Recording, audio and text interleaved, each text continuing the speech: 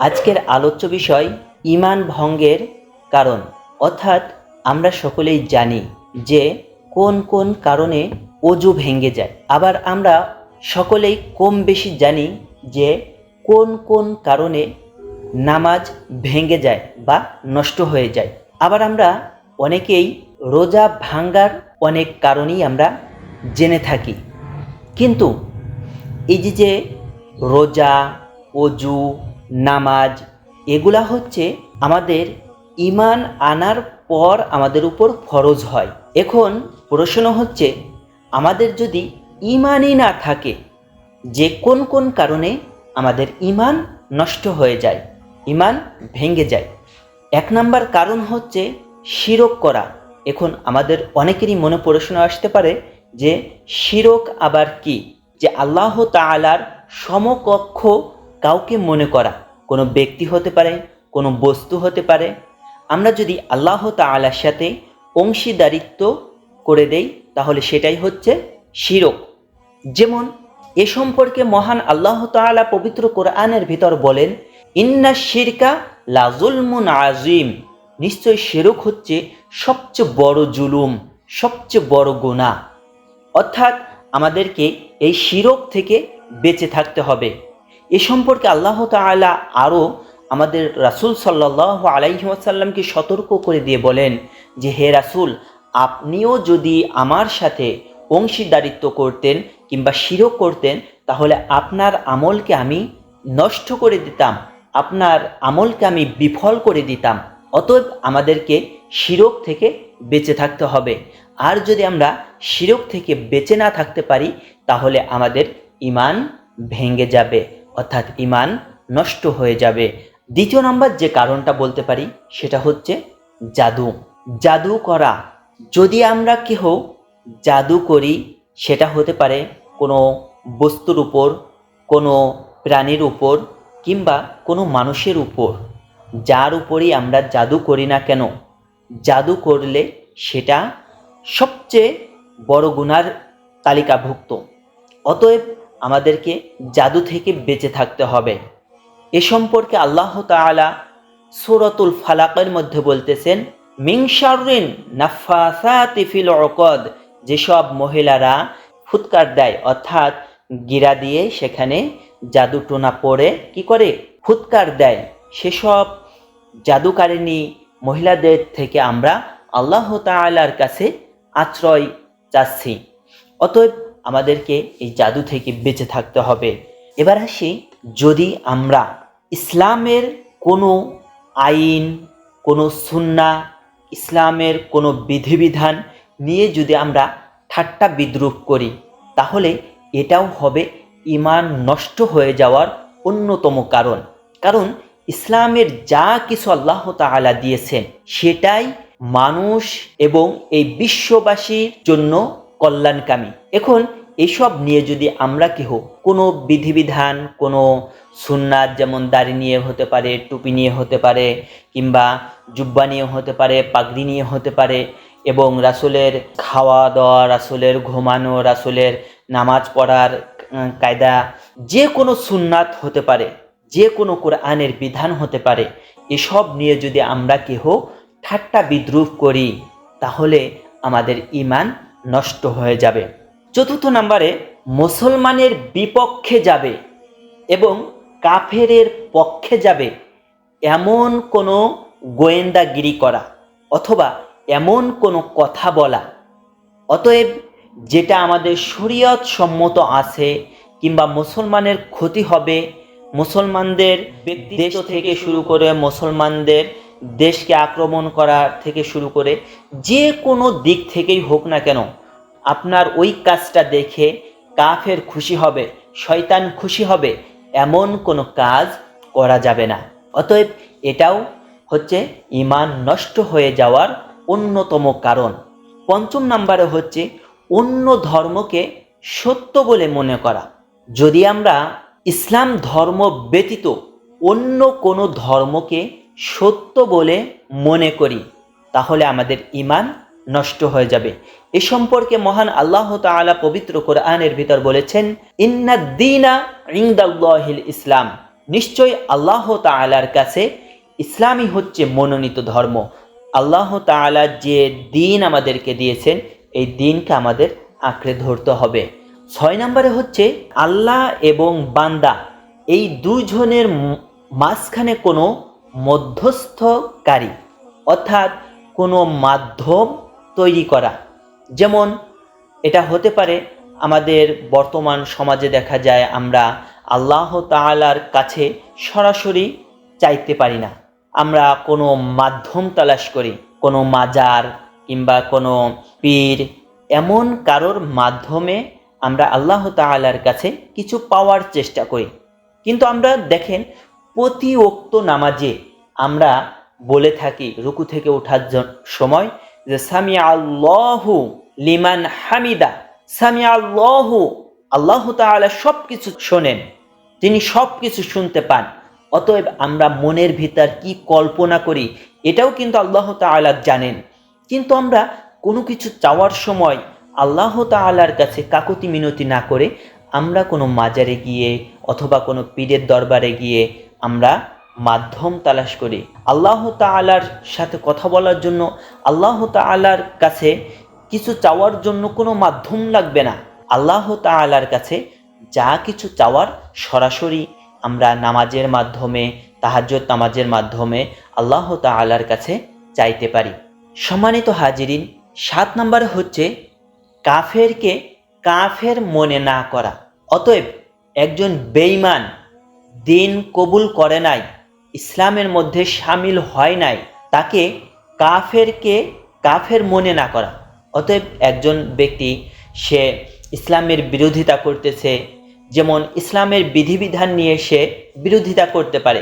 বর্তমান সমাজে দেখা যাচ্ছে কিছু মানুষ তারা পিতামাতার সম্পত্তি নিয়ে কিছু বিভক্তিমূলক কথা বলতেছে। তাকে যদি আমরা কাফের মনে না করি যে সে ব্যক্তি কাফের না, তাহলে আমাদের ঈমান নষ্ট হয়ে যাবে।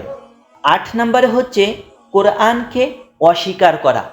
অতএব কোরআনের কোনো প্রকারের বিধিবিধান, অতএব আল্লাহ তাআলা যে কোরআন নাজিল করেছেন এই কোরআনের শুরুর বিসমিল্লাহ থেকে শুরু করে মিনাল জিন্নাতি ওয়ান নাস, এই জিন্নাতি ওয়ান নাসের সিন পর্যন্ত এর ভিতরে যত বিধিবিধান আছে, যত বিজ্ঞানসম্মত কথা আছে, যত অলৌকিক কথা আছে, যত হিস্টোরি আছে, যত তথ্যমূলক কথা আছে, যত বিধিবিধান আছে, এর ভিতরে আমরা কোনো একটা আয়াত অথবা কোনো একটি বাক্য যদি আমরা অস্বীকার করি তাহলে আমাদের ঈমান নষ্ট হয়ে যাবে।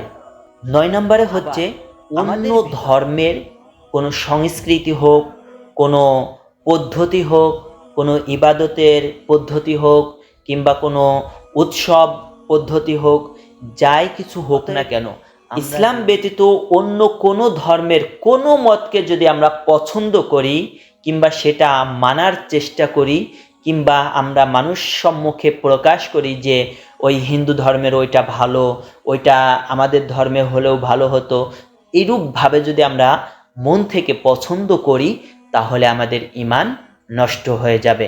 অতএব আমাদেরকে এ সম্পর্কে সতর্ক থাকতে হবে। আমরা যদি সতর্ক না হই তাহলে দেখা যাবে আমাদের কোন সময় ঈমান চলে গেছে আমরা টেরও পাবো না। আমাদের এই ঈমান চলে যাওয়ার কারণে আমরা জীবনে যত আমল করেছি সমস্ত আমলকে আল্লাহ তাআলা বিফল করে দেবেন। অতএব আমাদেরকে এই ঈমান বিধ্বংসী কারণ থেকে বেঁচে থাকতে হবে। 10 নম্বর কারণ হচ্ছে ইসলাম থেকে শিক্ষা না নেওয়া। অতএব আমরা যদি আমাদের দেখা যায় যে আমাদের যখন আমরা শিশু ছিলাম তখন থেকেই ইসলামের বিধিবিধান, কোরআন তেলাওয়াত, হাদিস, এরপরে শরীয়তের বিধিবিধান আমাদের প্রত্যেকের উপর ফরজ করে দেওয়া হয়েছে। এ সম্পর্কে আল্লাহ রাসূল সাল্লাল্লাহু আলাইহি সাল্লাম বলেন যে তলাবুল ইলমি ফারিদাতুন আলা কুল্লি মুসলিম, প্রত্যেক মুসলমানের উপর দ্বীনের ইলম, দ্বীনের জ্ঞান অর্জন করা ফরজ। এই ফরজ কাজটা আমাদের ভিতরে অনেকেই আমরা আজ এই ফরজ কাজ থেকে মাহরুম হচ্ছি।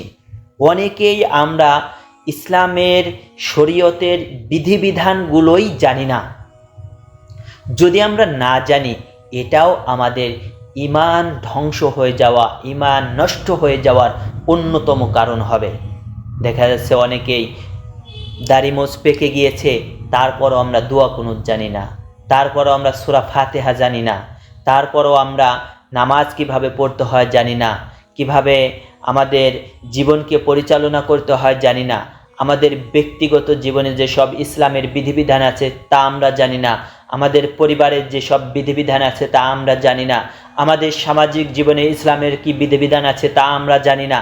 এইরূপভাবে আমরা যদি প্রতিটা ক্ষেত্রেই যদি অক্ষমতা প্রকাশ করি, অতএব আমরা যদি দ্বীনের এলেম শিক্ষা না করি, যদি আমরা ইসলাম থেকে এরূপভাবে মুখ ফিরিয়ে নেই, তাহলে এটাও হবে আমাদের ঈমান ধ্বংস হয়ে যাওয়ার অন্যতম কারণ।